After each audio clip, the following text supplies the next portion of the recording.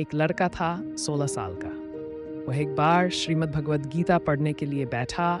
श्रीमद् भगवद गीता में भगवान श्री कृष्ण अर्जुन को समझा रहे हैं, हे अर्जुन, तुम आत्मा हो, ये शरीर नहीं।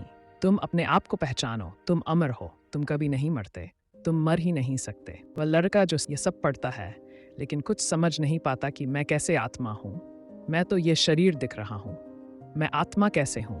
और सबका मृत्यु होता है, मेरा भी होगा, तो मैं कैसे नहीं मरूंगा? उसे ये सब समझ में नहीं आ रहा था।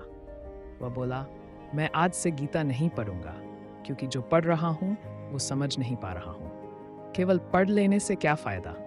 6 महीने के बाद वह लड़का एक दिव्य महान संत जगद्गुरुत्तम श्री कृपाल जी महाराज के दर्शन करता है।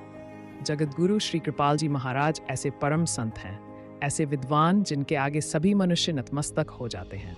उनका वचन सरल भाषा में होता है, जिसे मूढ़ अज्ञानी भी समझ जाता है। उन्होंने वेदों के गूढ़ रहस्यों को सरल भाषा में मानव जगत को समझा दिए हैं।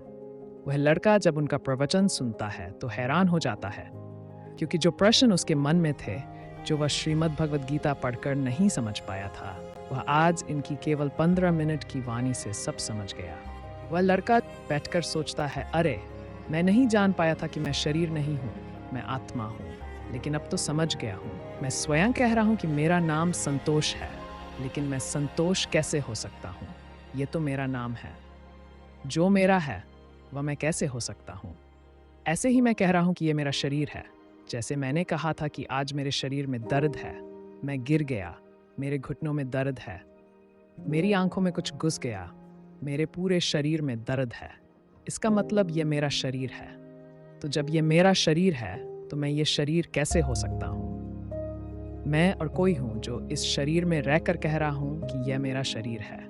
इसका मतलब मैं शरीर नहीं हूँ। जैसे मैं कहता हूँ ये मकान मेरा है, ये कपड़ा मेरा है, लेकिन मैं मकान नहीं हूँ, मैं कपड़ा नहीं हूँ। ऐसे ही जब मैं कहता हूँ कि ये मेरा शरीर है, मतलब मैं शरीर नहीं हूँ, मैं आत्मा हूँ।